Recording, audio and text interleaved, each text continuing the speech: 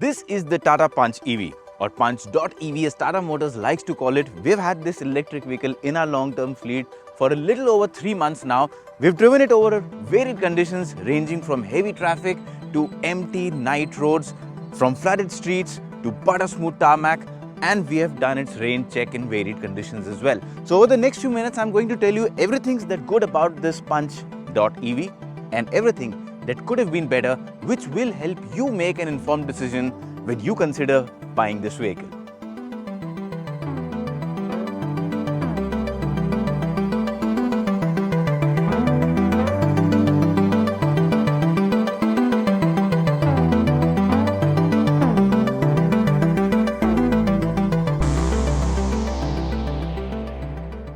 Now let's start off with the design, and when you have a look at the Punch.ev, well, it is very similar to the recent EVs that we have been seeing from Tata Motors. So that family, homogeneous look is very evident. You see the sleek DRL extending from one end to the other, then of course a shut-off grille, similar to what even the Punch ICE models look like, but in terms of being able to distinguish, well, this is the biggest distinguishing factor. You can never go wrong with this. Green number plate means an EV.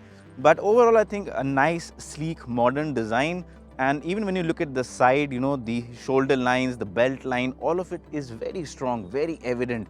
And then things neatly merge behind the C-pillar into the tailgate. The rear also, again, has been given nice, clean design. So it's not over in terms of design. It's not loud. It's good to look at. And I think it's a design that ages well and will go down well with most people. Now talking about the important aspect of cabin experience. Now once you get inside the cabin of the Punch.ev, well, you find a familiar cabin like you would find in a Punch, and I think it's a nice thing. It's a nicely laid out, neat and clean cabin. No dramas, no excessive designing. In fact, I like the kind of this wood finish they've given here, and then the light colored dashboard with these patterns here, perforated pattern. So it looks good. The plastic quality in the lower part, I think, could have been a little better, but then again, it's the lower part. So it's still acceptable for the range, the price range that it sits in. Here in the overall, the center console, what you get is all feather touch buttons. Not my personal choice.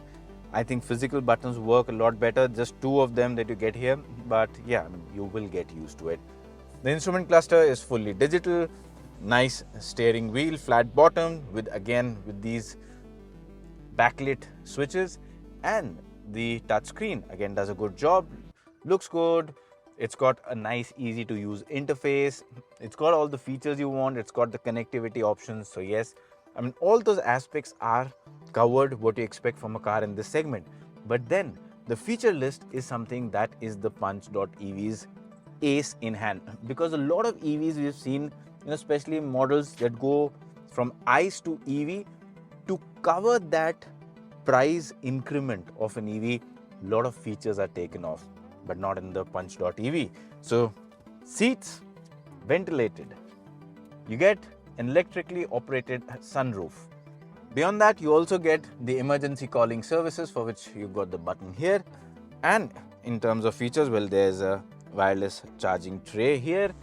Plenty of practical storage spaces all around the cabin, right from the door pockets to the driver armrest here. Even the glove box has a good amount of space. So when you look at it holistically from a point of view of comfort, convenience, well, it has got everything that you need. The seats are good, the cushioning is good, space is nice, good amount of clearance in terms of headroom. So a compact but a comfortable vehicle with no compromise on features is what is the Punch.ev strength.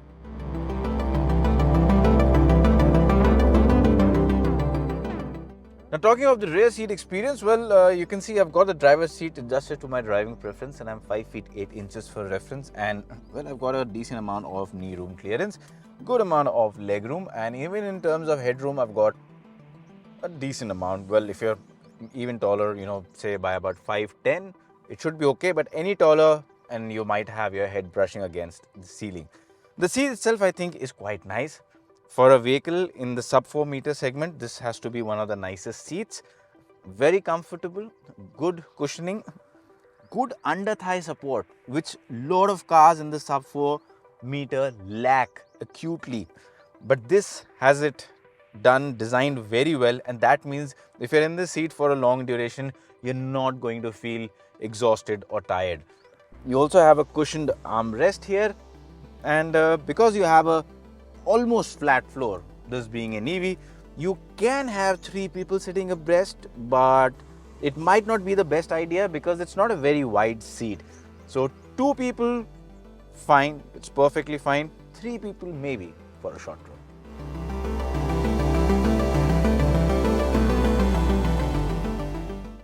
Alright, now let's talk about the most important part, and that's the driving experience, including the charging part. Now, talking about the hardware, well, it comes in 2 versions, 25 kilowatt hours and 35 kilowatt hours. This is the 35 kilowatt hour one. I would recommend going in for the 25 kilowatt hour version only if you have got a second petrol or diesel engine car in your home and you've got a very specific run to and fro from point A to point B, which you're not going to deviate from. Well, then that version with its limited range makes sense. But if you want a vehicle that gives you more freedom, more peace of mind, this is the one to go for. The claimed range is about 450 kilometers, but I'll come to what the real world range is. First of all, this version, the 35 kilowatt hour version, gets 120 horsepower of power, and which I think is quite nice for a vehicle of this size and weight. In terms of driving, it drives well, and it launches off the line pretty quick. You never feel short of power with the Punch.ev 35 kilowatt hour version. Even when you want to make those quick overtaking maneuvers, you just go hard on the throttle and you get good amount of surge. If you want things to be more exciting, you can of course change driving modes, and if you want to save power, you can go into eco mode. That extends your range. There are also region controls which you get using these paddles behind the steering. They work really well. Region 3 can be a bit harsh, close to a single pedal driving. I personally like keeping it all the time on region level 2. It's not unnerving. It's not something that you have to change your driving style for. So yeah, I mean, in terms of driving, a fairly easy vehicle to drive, good visibility all around. What really makes life easy for drivers is the 360-degree camera, good resolution from the camera, the screen works well, and you've got a nice 3D animation. Now, when you add all of this, you get something that it's basically a feature that's not very common in this price segment. So yeah, it's a nice feature to have. Now, in terms of realistic range, well, I've driven this vehicle across pretty much every condition: flooded streets, bad roads, smooth expressways, bumper to bumper traffic. But when you add all of those things together, what you get realistically is a range of about 250, maybe a bit over 250 kilometers. But I personally consider the realistic range to be about 220 to 230, 35 kilometers. Now, why do I say that? Well, that's because when you are at 10% of battery or 10% of power, this car will go into limp mode. And that's perfectly fine. It does it to save the battery, also to make sure you travel extra kilometers on the last few percentages of battery that you have. But in limp mode, you can only get up to over 50-55 kilometers an hour. Your AC again starts getting restricted once you, I think, probably go under 7 or 6%. So there's a lot of functional restriction. That's not actually driving. That's panic mode. You're just figuring out how to reach the next charging spot. So according to me, the driving range you should consider is from 100 to 10%, which will add up to be about 220, 230, maybe 35 kilometers, 235 kilometers, depending on, of course, a lot of conditions. Now, is that good enough? I think yes. For a vehicle of this size and its positioning, it's a good range. For most people, you can do your office commute with just one charge in a week. For those who are doing longer commutes, maybe 2 charges a week is enough. And you can still plan, short travels from, like, say, Delhi to Jaipur or Delhi to Chandigarh. There are enough charges on the highway now, so when you take your break, your meal break, you can put it on charge and get from one city to other. So all of those bases are covered in terms of ride quality, sorted ride quality, A little different from the Punch Ice version, because of course this has got a different weight, so different characteristics. Slightly stiffer setup for the suspension, but not to the point where people will notice it instantly. Only if you've driven the Punch Ice version long enough and then you suddenly shift to this, you might make out the difference. But otherwise, nice balance between comfort, again stability. It's very nice in a straight line. It's EV. The battery sits low center of gravity, so rock solid in a straight line. Even around corners, it's fine. There's a significant amount of body roll. You would expect that. It's not a sports SUV, but at the end of the day, it's got predictable handling, and that's all that matters. Charging. Well, you can use a fast charger. You can use a wall box charger, and mostly what you'll get as a wall box charger is the 7.2 kilowatt hour, which should charge your car in about something like about a little over 4 hours, anywhere between 4 and 5 hours, depending on what percentage you start at. So I think that's good enough for your regular usage. Now, in terms of running costs, well, if I take my case, I stay in Gurgaon, and electricity, what I pay for is about 7 rupees per kilowatt hour. Now, with a 35 kilowatt hour battery, you can just multiply it. It's about a little over 200 rupees for over 200 kilometers of range. It pretty much equates to maybe just under 1 rupee per kilometer, which is really, really good.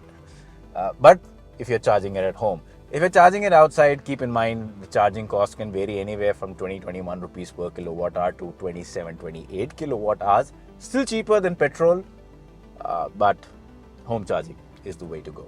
So at the end of the day, should you buy the Punch.ev or not? Well, I've told you all things you should know, the pros and cons. Some more cons remain in this car. Some things that can be quite irritating. For example, this rotary selector does exhibit lag quite frequently.